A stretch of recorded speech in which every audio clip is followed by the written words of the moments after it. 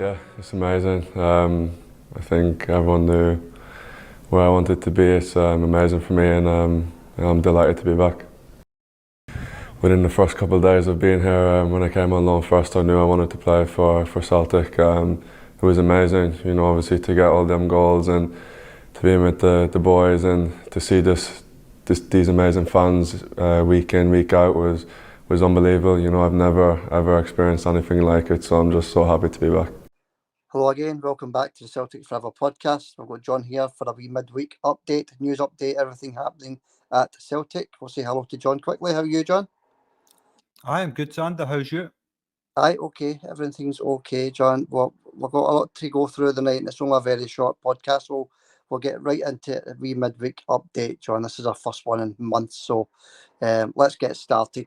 First of all, some housekeeping. Hit the like button, hit the subscribe button if you don't mind. Try and get the subscriptions up. Right, John. Let's get into it. Adam Idah is finally over the line, isn't he? He's signed tonight. He's a Celtic player now. We can now talk about him as a Celtic player. It's just good to have the big man home. Welcome home, Adam. Aye, really good.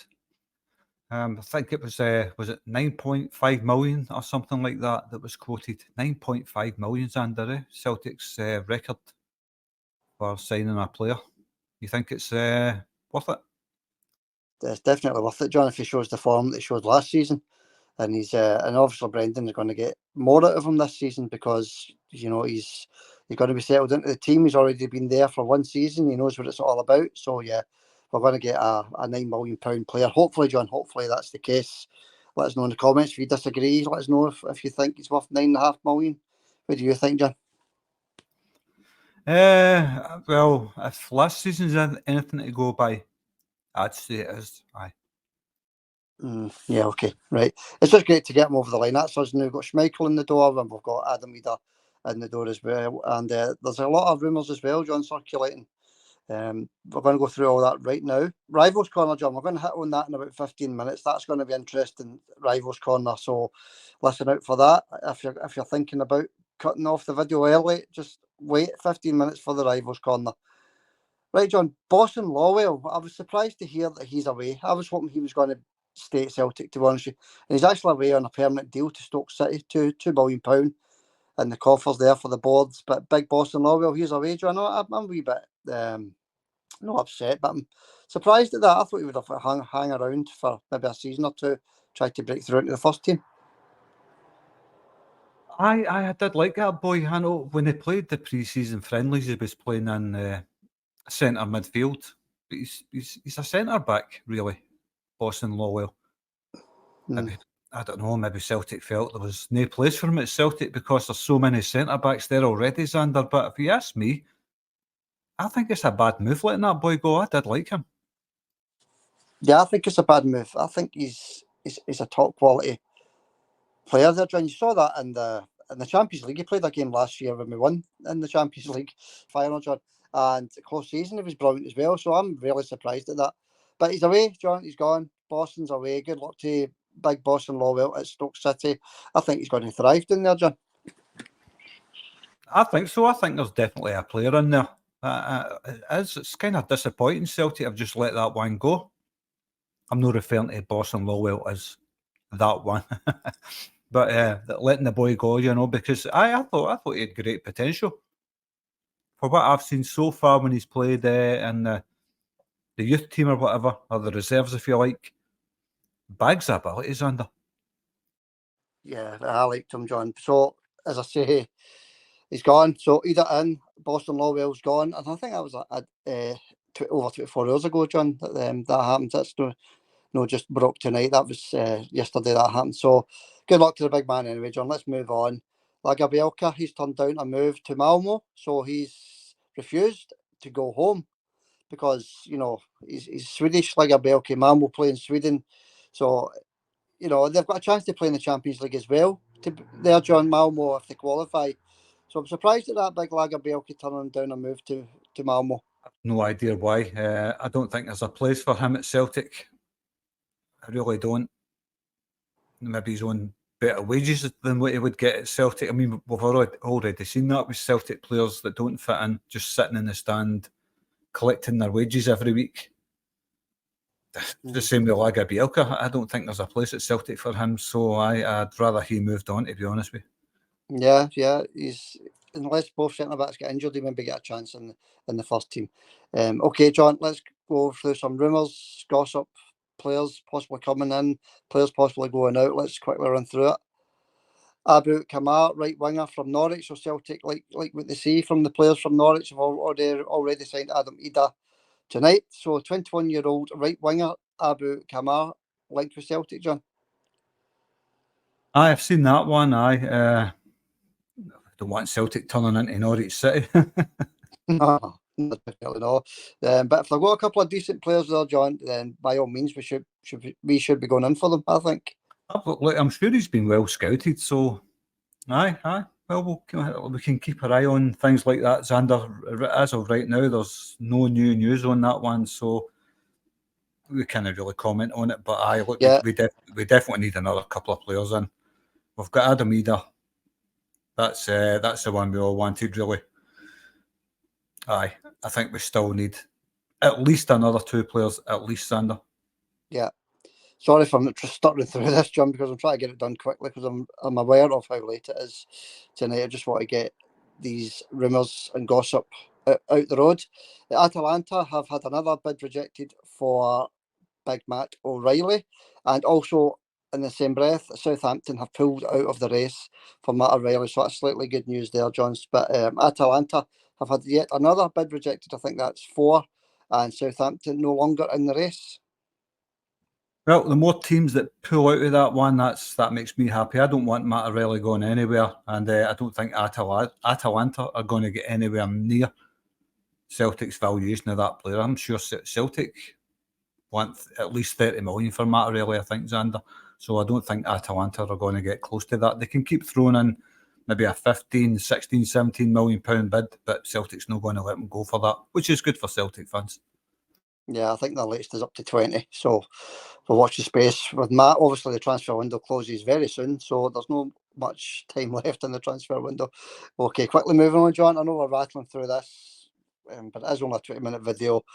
Legia Warsaw, they're in for Norwich. So Legia Bielka refusing to leave, and Norwich has a chance to go to Legia Warsaw, John. So we'll need to keep an eye on that one.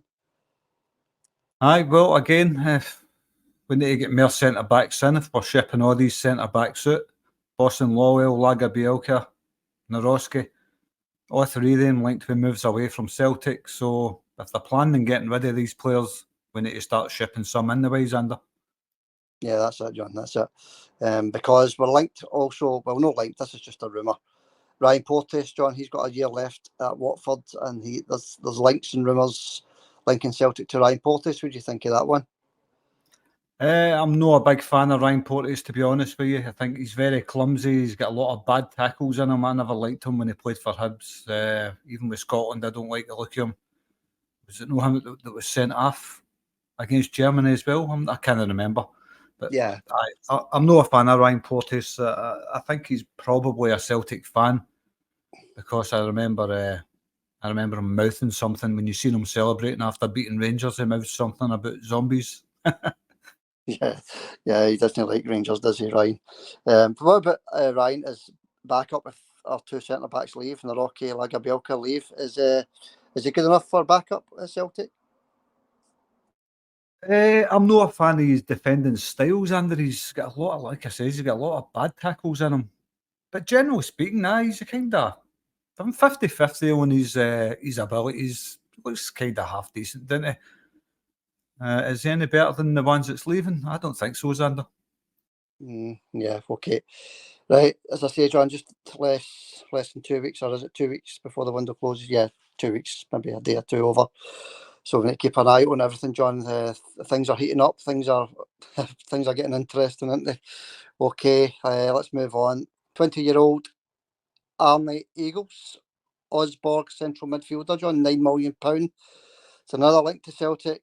So Celtic are linked with these central midfielders, I think, in case Matt O'Reilly is on his way out. What do you think? Possibly. Like the other option with Celtic in central midfield is Iwata. We keep talking about Iwata. He was always on the fringes of things. A great player like that, and unfortunately, Callum McGregor's the player he's trying to push out. But you could push Callum McGregor up one. I think Callum McGregor is very effective when he's pushed up one, and I think Iwata's capable of playing in the Callum McGregor role. Yeah, I know what you're saying, especially when he's retired for international duty. So that would be Hatate, McGregor up one, and Iwata and holding for you, John. Definitely, aye. Like I say, Iwata's a top quality player, and it's just a crying shame for him that I keep saying that the player that he's got to push out the team is Callum McGregor, Scotland's most successful captain. Mm-hmm. Yeah, sorry, I pronounced this boy's name wrong, John. It's Arne Engels, the guy's name from Osberg. In case anybody was wondering who the hell I was talking about. It's Arne Engels. I wouldn't know, I've never heard him. He's supposed to be a really decent player, John. At 9 million, you'd expect that. So, you know, the more top quality players we have in at the club, the better, I suppose. Right, John. Owen Beck, strong rumours the day for Owen Beck, left back. And QPR are also interested in Owen Beck, John. So we need to be quick if we want to get this boy in at Celtic. Need to be quick in Celtic is two sentences you don't put together, Xander. No, that's true. That's true. But I think this is going to heat up, John. I think this is going to speed up over the next days and week, if you like. Owen Beck, he's a decent wee left back at Liverpool. Obviously, I think we'll be getting this boy on loan, but QPR, if they're willing to pay a fee for him, I think they are the favourites to land him.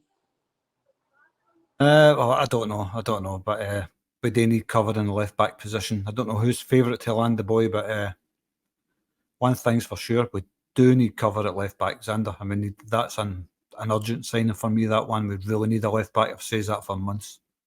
Yeah, and another left back. I can't talk tonight, innit? Must be that just eats delivery. I need to spray some oil in my mouth. Anyway, left back, Chris Ludd from Palermo, John. He's linked to Celtic as well. So we are looking at some left backs. So we're not leaving that one alone this year. We're definitely going to get a left back in by the looks of things. Aye, well, sooner the better, that's all I can say. And like he says, we do need to be quick. Transfer window closes in a couple of weeks. It's time to start moving fast. But we'll see what happens there. I'm looking forward to see who Celtic's had their eye on through this window, because obviously Brendan's identified players. And look, we're not getting excited because Adam Idah's just signed. We expected that one to happen. We all expected that to happen. It happened very late in the window, so there's no reason to say other signings can't happen late in the window, Xander. Yeah. Okay, John, let's move on. And before we go into the rest of the rumours, quick mention of the competition. If you want to enter this week's competition, it's the correct score we're looking for against Hibs on Sunday at Celtic Park. Correct score, one guess each into the comment section to win the Kyogo plaque, metal plaque, wall plaque. Beautiful prize there, John. The prizes are just stunning just now. So one guess each, everybody, get it into the comments, and good luck with that. All right, moving on. A little central midfielder, Renato Tapia. I've heard of this boy actually, Celta Vigo central midfielder, John. He's like a similar type of player to our Matt O'Reilly. But that's another link. All these links have just came out today, John. Aye, but there's always links flying about. You know, I need to see proof. Links is no good. More links than Duke Street Butchers. we need to see proof. The less of this links nonsense, you know. Yeah, that's it, John. If we can only go by links, although, and rumours and gossip, John, that's all we can go by. And the other one is Ben Doak, John. There's a chance he could be coming back to Celtic. Ben Doak on a loan or possibly permanent deal. Would you take me Ben Doak back at Celtic? Well, you know my feeling on players that run away from Celtic because they can see the bright lights there, the cities down in Liverpool. I don't want him back at Celtic, Xander. He couldn't wait to get away. That type of player, you know my opinion on that. And anybody listening, my opinion on players that can't wait to get away from Celtic to get the big money down south. I don't want them back at Celtic. I mean, you've got to look at Ben Doak. You know, where's he going to be if he comes back? He's going to be on the bench again, isn't he? You've got Nicholas Kuhn, James Forrest, Maida, Yang. You know, we're just blessed with wingers just now. Talented, very talented wingers. And Ben Doak's talented as well. So I think he would be wasting his time coming back up the road. Let us know in the comments what you think. Should Ben Doak come back to Celtic? I think you'd just be wasted on the bench there, John. Aye.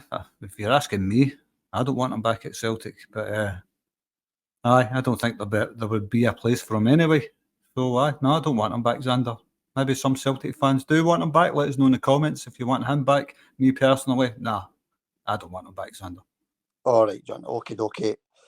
And one more, last one. Daniel Kelly. This is an out for Celtic, not an in. Millwall want him this summer, John, instead of waiting to the winter. So it looks as though we're going to lose young Daniel Kelly in the next couple of weeks. What do you think of that? Aye, another young talent away. It just seems to be that way with Celtic. The young players never seem to really get a cast iron chance. They'll get the odd appearance in a game if it's 3-0 or something. They'll bring them on, but they never really seem to get that chance that maybe some of them actually deserves under. Yeah, that's it. Okay, John. It looks as though he's off anyway, so he's good luck to young Daniel Kelly if indeed he does move to Millwall. Right, John, sorry I had to start through that because I'm trying to rush through it as quick as I can, but we'll come back. Big Adam Idah. I'm looking forward to seeing him against Hibs on Sunday. Can't wait, Xander. Do you think he'll start against Hibs? Well, you look at the game that just passed against Hibs there, where Kyogo was battered pillar to post. Kyogo might need a rest after that, John, because his shoulder, his foot got trampled on as well. No penalty given as well, by the way, John. I had another look at that. That was a Stonewall penalty. That boy got nowhere near the ball and crippled young Kyogo inside the box, John, and no penalty. Wasn't even looked at the VAR. No, we discussed that on Sunday. I thought it was a penalty as well, but no looked at, discussed and decision. They won't be doing that against Big Adam Idah on Sunday. Trust me, that's a different prospect for the Hibs defenders. They'll get battered a bit, I think. He's a big physical player, Big Adam, that takes no nonsense. So, bring it on. Yeah, John, and to answer your original question, I think he'll start. I do think he'll start. What about yourself? Do you think he'll start? I think so. If he doesn't start, he'll definitely come on as a substitute appearance. He might start and bring Kyogo on as a sub, give Kyogo a wee rest after his battering that he took on Sunday against Hibs. But like I say, Big Adam's a different prospect for them, so and they need to be on their guard against Big Adam. I think Hibs are just so good to have him back at Celtic, Xander. I'm glad. I'm so happy with that. Yeah, brilliant. Okay, just superb, isn't it? Things are looking really good just now. After we're going to touch on Rivals Corner just now. Every time we mention the name Rivals Corner, I just laugh. But let's touch on it then. Let's get into it. Let's bring in the darkness. Rivals Corner, John. By the way, Rivals Corner doesn't just need to be about Rangers. It can be any team in the SPL that are our rivals. But we always look at our closest immediate rivals. That's Rangers. So let's have a look at that, John. Last night, Dynamo Kyiv came to Hampden.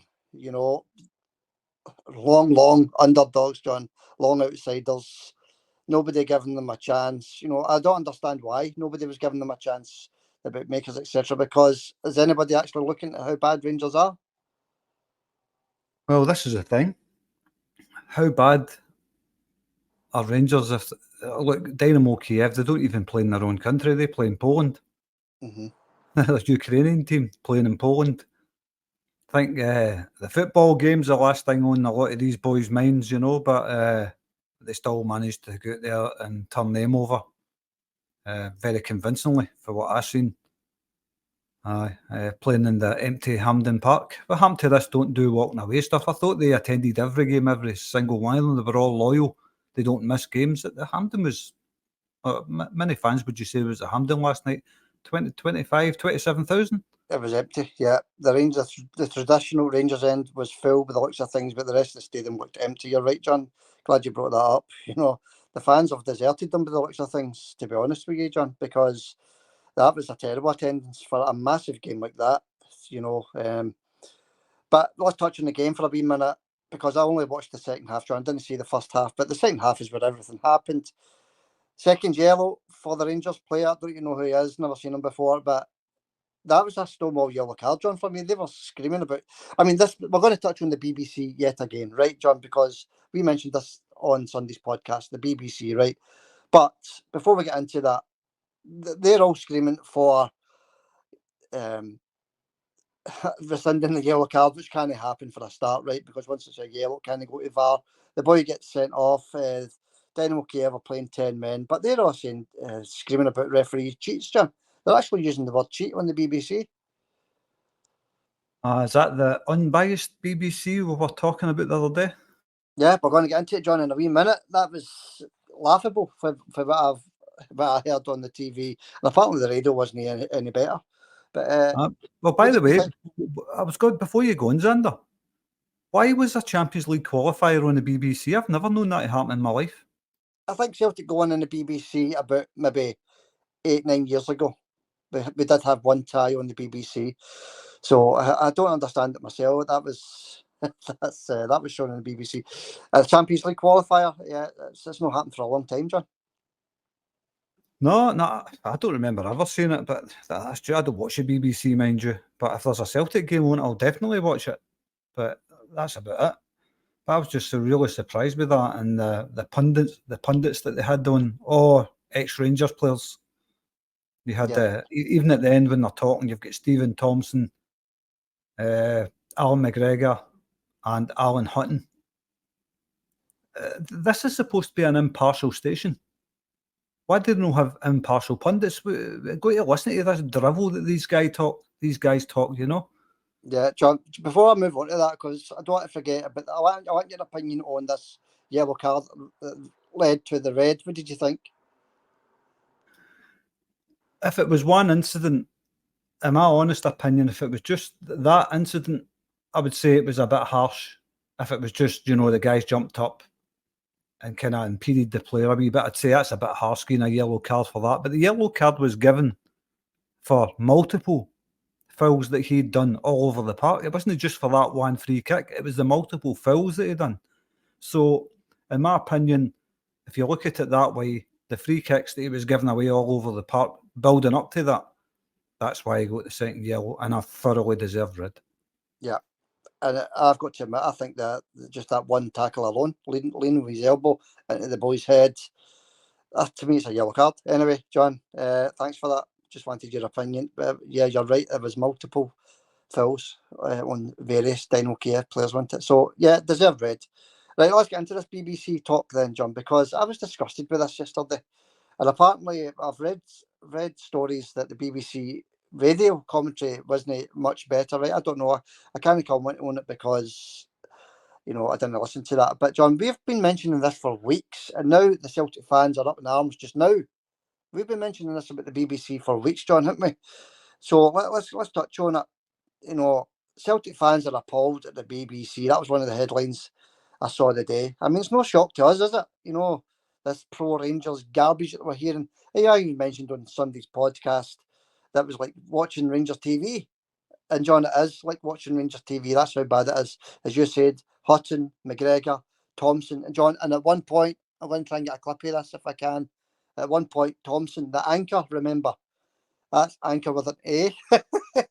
Thompson, the anchor, said we when discussing Rangers yesterday, John. It's absolutely disgusting. Licensed players paying all that money to hear Rangers TV. Thompson, Hutton, and Alan McGregor. Look, I don't imagine the radio's any better, but Hutton, Thompson, and McGregor's they're going over the top. Like you, nobody's put it better actually, Xander, than yourself. It's like watching Rangers TV. That's exactly what it's like. And there's Celtic fans out there paying their licence fee to listen to that drivel, we this, we that. This isn't Rangers TV, like you says. This is BBC, where all sorts of people pay their television licence to watch that.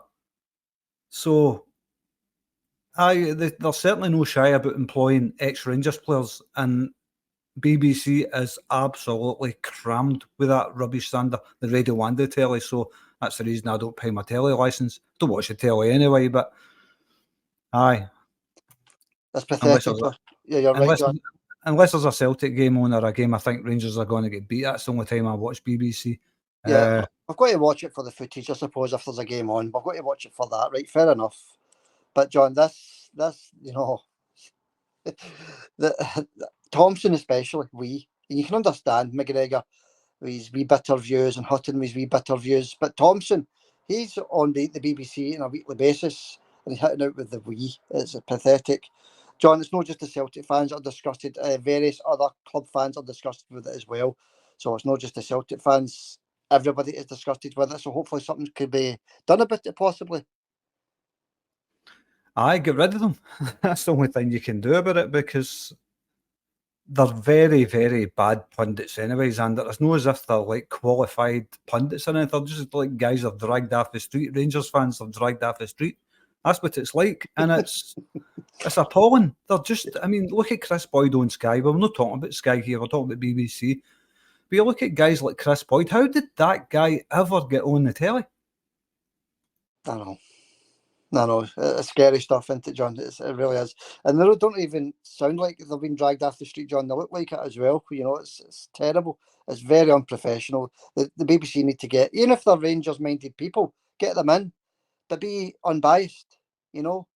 Talk to everybody, not just the Rangers fans. Anyway, John, let's get into the more pleasurable side of last night's result, which involves Celtic, because that's what we're here to discuss. Extra few million in the coffers for Celtic, John. Rangers now in the Champions League, so it can only be good for us. That's what it all boils down to. It's all about Celtic, and aye, no money for Rangers. That's it. That's them skint. They're in the Europa League again. That's good. Thursday nights is always a good night for them, isn't it? It's Wednesday nights are for Celtic fans. Thursday nights are for Diddy teams. Yeah, you know, you look at Dynamo Kyiv last night playing Rangers. That's the type of team they're going to be playing in the Europa League, John. Some even better than them, because I thought Dynamo Kyiv were a very average team, to be honest with you. Okay, they played well in the second half yesterday, but they're very average. So, you know, Rangers could beat a very average Dynamo Kyiv team to, you know, play in the Champions League, or the qualifier at least. John, they drop into the Europa League group stage automatically without having to play a Europa League qualifier. I find that very strange. I thought once you were out of Europe this season, you were out. But no, John, they're still in. They drop into the Europa League group stage, John, with no qualifier. What do you think of that? I thought it was just the Champions League. If you dropped out the Champions League, that's it, done. You don't get into the Europa League. I'm not too sure actually, but it's like that's where they belong anyway. So they'll struggle in there as well, Xander. Trust me. Yeah, okay, John. One more wee thing on Rivals Corner before we move on to Celtic again. Desser's arguing with the Rangers fans, John. They're in the right mess, aren't they? Aye, well, it's always the boo boys, isn't it? They're all booing him, and Desser's below average player. Tries his hardest, right enough. He's a trier, Dessers, but he's no great. And he's right to have a go at the fans, I suppose, if they're booing him. You know, he's obviously no player's going to be happy with that. But, you know, what Dessers has got to remember as well. The Rangers fans have got to remember, their team are poor. So, aye, they're worth getting booed into. I don't really care. It's total comedy, Xander. I love it. Yeah, it's John. Long may this continue. That's all I can say. They're up against St Johnstone at the weekend, and even that's going to be a difficult game for them. But let's wrap that up. That's Rivals Corner. John, don't spend too much time on it, but it's definitely something we had to discuss what happened last night, because it does affect Celtic. Let's get back to the Celtic stuff then, John, and it involves Rangers. This next story involves Rangers, but it's Celtic related. Celtic have refused Rangers access to Celtic Park because, you know, there's going to be no Rangers fans at Celtic Park in September, John, because Rangers can't guarantee that the safety issues at Ibrox are going to be sorted by the time Celtic play at Ibrox. Well, that's only fair, isn't it? I mean, if they can't guarantee that Celtic fans are not allowed in, then it's only fair that Celtic say, well, if you can't guarantee it, we can't guarantee yous. Let us know when you are ready to let our fans back in, and we'll let you in. It's as simple as that, Xander. I'd prefer it that both clubs kept the fans out of the stadium, to be honest with you. Because Celtic can win at Ibrox when the fans, we've seen that. They can't win at Parkhead without fans under. They can't win with fans. Yeah, that's it, John. But Celtic have paid plenty of money getting the stadium up to speed for the Rangers fans returning. You know, that Celtic have kept their side of the bargain. Yet again, Rangers have let us down. You know, Ibrox not even. In fact, it brings another side to this story, John. That it looks as though this could be going on. It looks as though this could be a problem for Rangers going right up to December, possibly. I says that to you, that apparently the stadium was going to be ready for the start of September. And I says to you weeks and weeks ago, there's no way that's going to be ready for that. That's going to drag on for months after September. And I'm right. I still think I'm right. That's not going to be ready until, like you says, possibly November, December, Sander. Yeah, that's a bit of a mess, that as well. You know, this could go on and on and on for another season, if I'm going to be honest with you. So we'll keep an eye on that. But no Rangers fans anyway, John, at Celtic Park for the upcoming fixture in a few weeks against Rangers at Paradise. Right, John, that wraps it up for the night. That was quite good. Enjoyed that. Welcome home, big Adam Idah. It's good to have you home, big man. We'll see you on Sunday and the team, hopefully, for the Hibs game. It's good to see the big man back. It's just all good news for Celtic just now. Just all we need is a few more signings over the line, John. Another 2 or 3 signings and I'll be happy. But I think with the state they're in, I think Celtic squad as it sits right now, and I'm sure this is the way the board's thinking, the way things are right now, that Celtic team are good enough to go on and win the trebles under. Yeah, okay, John. Okay, let's wrap it up. One quick mention of the competition one more time. Correct score against Hibs on Sunday. One guess each into the comments to win the Kyogo metal wall plaque. Beautiful prize there. Good luck for everybody with that. One guess each. We'll make the announcement on Sunday after the game, obviously, when we do the post-match. And if there's more than one correct entry, it will go to a draw. So everybody that's got the correct score, we'll put it in a hat and we'll pull one out. And whoever that is will win the prize. Right, John, that wraps it up for the night. Thanks for coming on, buddy. It's good. It's a good feeling just now, isn't it, John? Things are, you know, they're in disarray over there, really bad over there at Ibrox, and we're just reaching for the stars. Aye, well, so far so good for Celtic, but like we've got this wee rivals corner to keep an eye on what's happening over there, because this is going to be an interesting season in regards to that. They're playing at Hampden Park, and if their current form continues, you're going to see that Hampden Park empty on a regular basis, Hunter. Yeah, okay, John. Right. All right. Yeah, I totally agree. Champions League draw, 29th of August, not long to go. The big guns, all the big guns are in there, Champions League draw, so we'll keep an eye on that as well. Right, okay, preview on Saturday for the Hibs game. We'll catch you on Saturday, John. See you on Saturday, Xander. Hail, mate. Hail, buddy. See you later.